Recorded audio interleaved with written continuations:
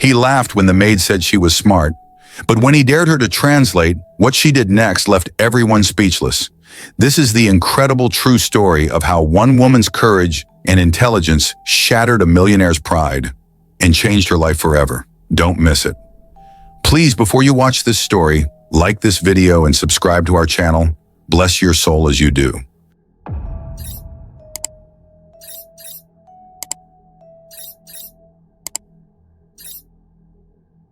Danielle Carter never imagined her life would come to this. A bright young woman from Atlanta, she once dreamed of becoming a professor. But after her father passed away and her mother fell ill, college was no longer an option. Bills had to be paid. So when she saw the job posting for a live-in housekeeper at the Whitley estate in Charleston, she swallowed her pride and applied. Brandon Whitley, the 52-year-old self-made millionaire who owned the estate, wasn't known for kindness. He ran his software company like a military camp and expected the same obedience at home. His wife had passed a few years back, and now the house was maintained by a small but fearful staff. When Danielle arrived for her first day, she was greeted coldly by Mr. Whitley himself. "You're the new maid?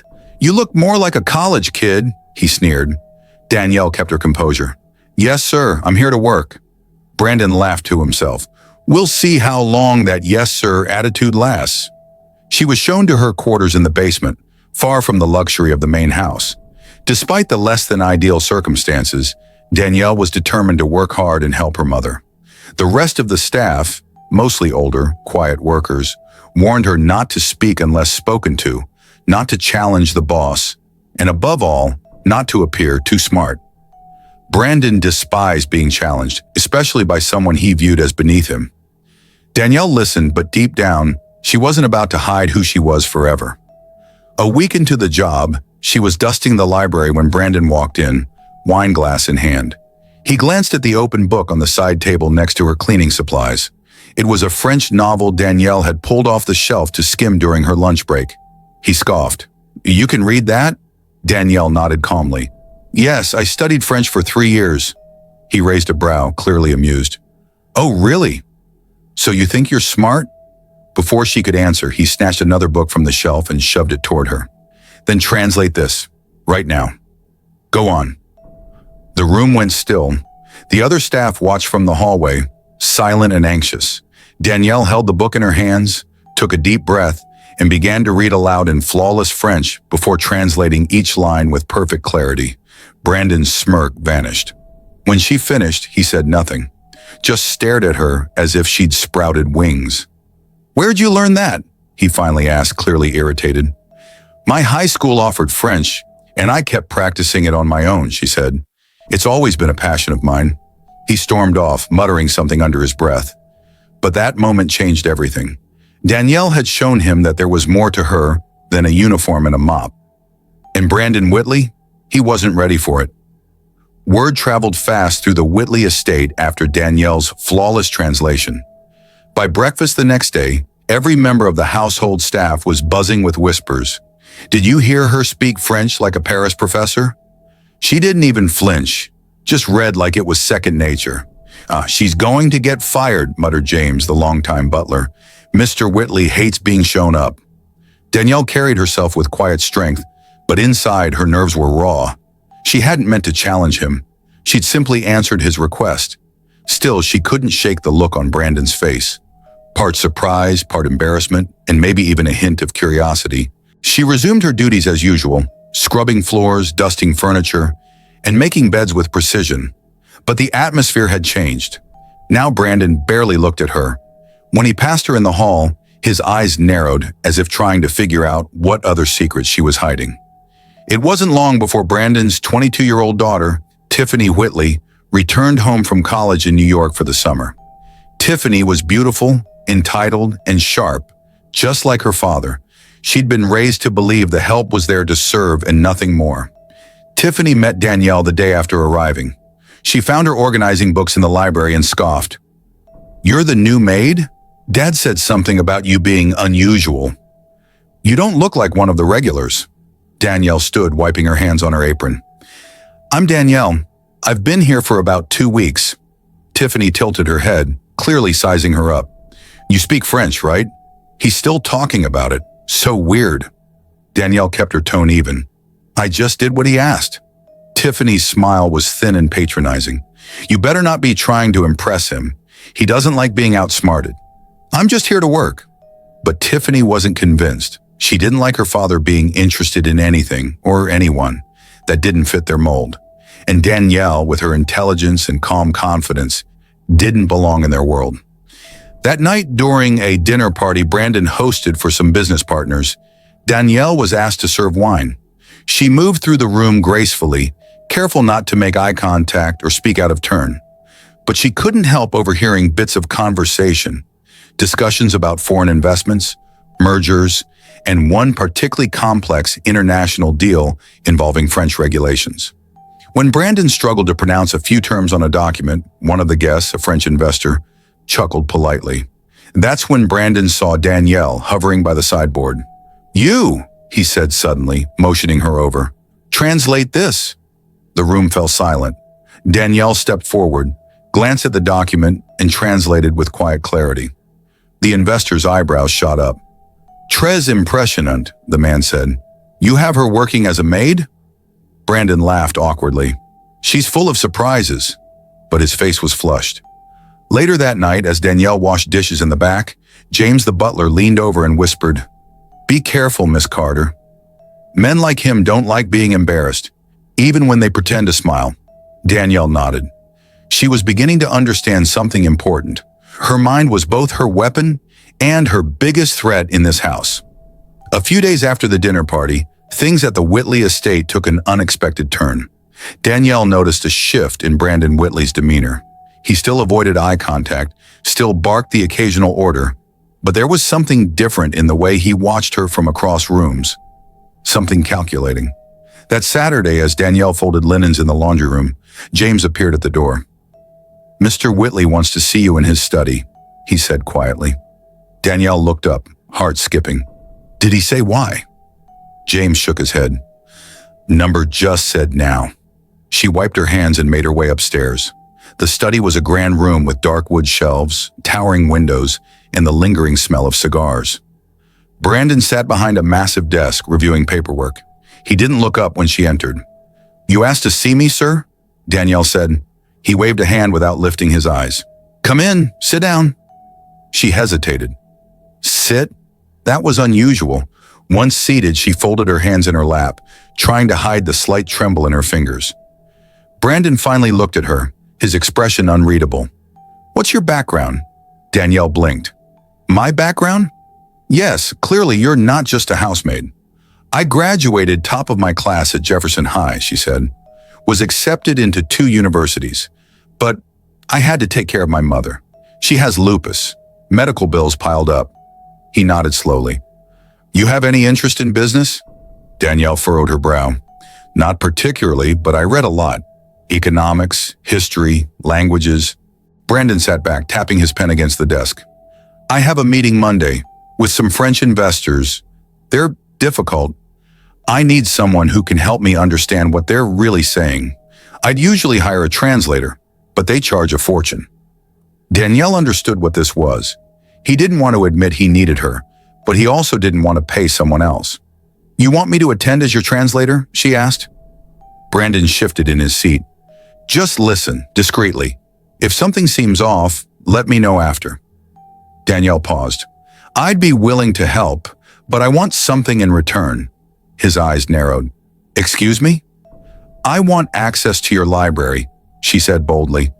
There are books in there I could never afford. If I'm helping your business, let me continue my education. Brandon stared at her, silent for a long moment. Then he gave a short laugh. You've got guts, he said. Fine, but don't get any ideas. You're still the maid. Of course, Danielle said, standing. And you're still the boss. As she left the study, her heart pounded, not with fear, but with purpose. Downstairs, Tiffany watched her descend the staircase and whispered to a friend over the phone. She's getting way too close to my dad. I don't care how smart she is. She's not one of us. Tiffany's eyes were cold with something deeper than jealousy, something Danielle would soon be forced to confront. Monday came fast. Danielle woke before dawn, nervous but focused. Brandon had left a tailored black dress for her with a note. "Wear this. You'll represent the company today." It wasn't an act of kindness, it was control. Still, she slipped it on and tied her hair in a neat bun, ready to prove herself. The investor meeting was held downtown in a glass-walled office tower. Danielle sat beside Brandon, quiet and observant, as two French businessmen entered the boardroom with their attorneys. They were polite but sharp, speaking English publicly, but casually slipping into French between themselves. That's where Danielle came in. She sat still, hands folded on her lap, catching everything. "Il pense que nous allons tomber dans le piège," one said casually. Danielle's heart jumped. "He thinks we'll fall into the trap." The meeting continued. When it ended, the Frenchman shook hands with Brandon and left with tight smiles. Back in the car, Brandon looked over. "So?" Danielle relayed everything she'd picked up. The subtle insults, the warnings between the investors, even the suggestion that Brandon's offer was being lowballed. "You saved me from signing a disaster," Brandon muttered. "You caught all that?" "Yes," she said calmly. "You're being played." He stared at her, stunned. For once, no sarcasm, just respect. By the end of the day, Brandon had canceled the deal, and by Tuesday morning, he'd doubled Danielle's monthly pay and removed her from basic housework. She was now his personal assistant. The rest of the staff was floored.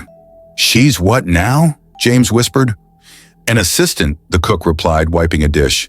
"The man who once called her just a maid now can't breathe without her." But not everyone was pleased.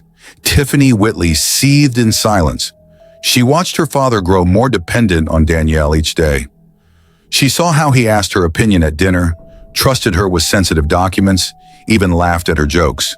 It wasn't romantic, it was worse. It was respect. "She's manipulating him," Tiffany snapped to her boyfriend one night. "She's using that big brain of hers to climb, and he's falling for it." Her boyfriend shrugged. "Then maybe you should outsmart her." Tiffany's eyes narrowed, and the next morning she struck. Danielle returned to her quarters and found her belongings tossed, drawers pulled out, papers scattered. Her mother's prescriptions were missing, and her French textbooks had been ripped apart. She rushed upstairs shaken and found Brandon on the terrace. "Someone broke into my room," she said, breathless. "My things." But before she could finish, Tiffany appeared in the doorway holding a small bottle. "Dad, look what I found. Danielle's hiding medication in the house without clearance. This could be illegal." Brandon raised an eyebrow. "Danielle?" "They're for my mother," she said.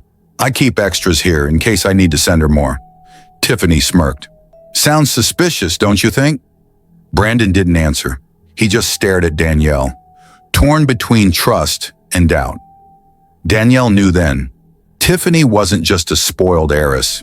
She was dangerous, and this was war. By the next morning, everything had spiraled. Brandon called Danielle into his office before breakfast. His expression was cold again, distant, like the man she met her first week. "I can't have this kind of scandal," he said, sliding the pill bottle across the desk toward her. "Tiffany says she found more hidden in your dresser. Painkillers." Unlabeled Danielle's heart dropped. "That's not true. She's lying." He leaned back, arms crossed. "Are you saying my daughter planted drugs in your room?" "Yes," she said, voice steady but filled with emotion. "Someone went through my things, destroyed my books and took personal items. And now this? It's deliberate." Brandon looked away. Danielle stood up, trembling but proud. "I've helped you avoid deals that would have cost millions. I've cleaned your floors, translated your documents, helped you look smarter in rooms where no one thought you belonged. I didn't deserve this." For a moment, he looked like he might say something, but instead he picked up the phone. "James," he said, "tell Danielle to pack her things. She's done here." That was it. Danielle walked out of the study with tears stinging her eyes, humiliated but not broken. The staff watched in stunned silence as she carried a small suitcase through the marble foyer. James met her at the door. "I'm sorry," he said, lowering his voice. "I tried to talk him down, but his pride, it's a curse." Danielle nodded. "I should have known. This house never wanted someone like me in the first place." She stepped out onto the front steps, looked back at the towering mansion one last time, and walked away without a word. The next few days were a blur. Danielle returned to her small apartment on the south side, reconnected with her mother, and started applying for jobs again. Secretarial work, tutoring, anything to pay the bills. But her heart ached, not because she lost the job, but because she let her guard down, believing for a moment that merit could outshine privilege in a house like Whitley's. Then, something unexpected happened. A week later, a sleek black car pulled up in front of her apartment building. Brandon Whitley stepped out, alone, holding a manila envelope. Danielle opened the door warily. "What are you doing here?" He held out the envelope. "Proof. Tiffany planted the pills. Security footage. I checked the cameras near the laundry hallway. She went into your room. Twice." Danielle didn't take the envelope. She just stared. Brandon cleared his throat. "I fired her." Danielle blinked. "What?" "She lied to me, disrespected the staff, and sabotaged the best person I ever hired. She's gone. But I know it's too late to undo what I did to you." Danielle crossed her arms. "Why are you really here?" Brandon looked tired. "Because I was wrong, and because I'm offering you something more than a job." He paused. "I want to fund your education. Any school. Full ride. I'll sponsor you. No strings attached." Danielle narrowed her eyes. "Why? To clear your conscience?" He shook his head. "To right a wrong. And because people like you shouldn't be scrubbing floors, you should be leading the room." She said nothing. But for the first time, Brandon looked truly humbled. Danielle didn't give Brandon an answer right away. Instead, she spent the night thinking. Not about the offer, about herself, about how far she'd come, how close she'd been to giving up, and how even the most powerful men could be blind to true value until it threatened their comfort. She remembered something her mother once told her. "Don't just get in the room, own it." The next morning she called Brandon. "I'll take the sponsorship," she said, "but on my terms. I choose the school, I manage the money. You're not buying a second chance at control." There was a pause on the other end, then a chuckle. "Fair enough." With Brandon's support, no longer as her boss but as a sponsor, Danielle enrolled in one of the top business programs at Columbia University. By fall, she was walking the campus grounds in a blazer and backpack, surrounded by students who had no idea she'd once been scrubbing baseboards in a billionaire's mansion. But Danielle never forgot. She worked harder than anyone in the class. She challenged professors, she aced exams, and slowly her name started to be whispered in the same breath as the school's brightest stars. Back at the Whitley estate, everything had changed. Tiffany was gone, sent abroad for a character reform, though insiders knew it was exile. The household staff noticed the difference. Brandon became quieter, more reflective, and strangely generous. He even showed up at community events, donated to youth literacy programs, offered internships to kids from underprivileged neighborhoods. It was like seeing a different man. Danielle and Brandon kept in contact occasionally, emails, once-a-month phone calls, updates on her progress. He never asked for anything in return, and she never offered more than polite professionalism. But then a year later, Columbia held a high-profile business innovation conference. Danielle was selected as the keynote speaker, chosen for her breakthrough project on ethical corporate leadership and minority representation in Fortune 500 companies. The night of the speech, Brandon sat in the audience in a modest black suit, unrecognizable to most. He watched her walk confidently to the podium, flash a calm smile, and speak to the packed auditorium like she'd been born for it. Danielle's voice rang out clearly. "I was once a maid in a house where my intelligence was mocked. Not because I wasn't capable, but because I didn't look the part. But intelligence doesn't come dressed in silk. It wears what it must to survive." The crowd erupted in applause. After the speech, Brandon met her backstage. "You were phenomenal," he said quietly. "You've come further than I ever imagined." Danielle smiled, her voice calm and sure. "You underestimated me. A lot of people did." He nodded. "Not anymore." As he turned to leave, she called after him. "Oh, and next time someone tells you they speak French, don't laugh." Brandon chuckled. "Lesson learned." And as he disappeared into the crowd, Danielle stood alone, but not lonely. Her own woman, her own name, and finally her own destiny. 3 years later, the name Danielle Foster was no longer just known on Columbia's campus. It had become a buzzword in business circles nationwide. Her TED Talk on dismantling unconscious bias in corporate hiring practices went viral. She'd been featured on Forbes' 30 Under 30 list. Companies that once overlooked people like her were now begging her to consult for them. But Danielle had different plans. She launched her own consulting firm, Langston and Foster Strategies, named to honor her late grandmother's maiden name and herself. The company specialized in workplace equity, leadership development, and transforming toxic business cultures into spaces where merit truly mattered. Her first major client? Whitley Global Holdings. When the call came through Brandon's secretary, Danielle didn't answer right away. She let it sit for 3 days before calling back. Not because she wanted revenge, because she wanted clarity. When Brandon appeared on the screen for their virtual meeting, he looked different. Older, certainly. Wiser. The sharp arrogance was gone. In its place was something she never expected from him. Gratitude. "I was hoping you'd say yes," he told her. "We've been losing talent and morale. People don't feel seen." Danielle leaned back in her chair, confident, poised. "Now you're starting to understand what I was trying to tell you. Back when I was wiping countertops." Brandon laughed softly. "I had to lose something to realize what I had." Danielle's eyes narrowed. "No, Brandon. You had to watch someone else rise without your help."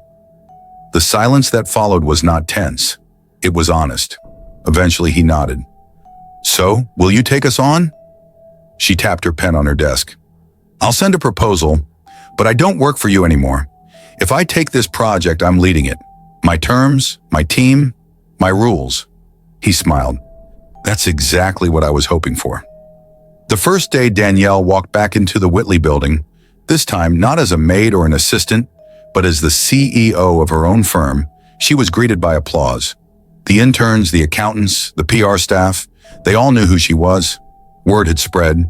People whispered, "That's her, the girl they fired, the one who came back to save them." She stepped into the boardroom like she'd owned it her whole life, and when Brandon introduced her to the executive team, he did so with zero ego. "This is Danielle Foster," he said. "She's not just here to help us. She's here to fix what we broke." Danielle smiled politely, then took her place at the head of the table. "Let's begin," she said. Later that evening, she visited her mother, who now lived comfortably in a home Danielle had bought outright. They sat on the porch drinking sweet tea as the sun set. "You proud of me, Mama?" Danielle asked softly. Her mother laughed. "Child, I was proud of you when you were scrubbing those floors with dignity." Danielle smiled. "I didn't just get in the room, Mama. I took the whole building. And from that day forward, no one ever doubted who Danielle Foster was, or how brilliance could rise, even from the shadows."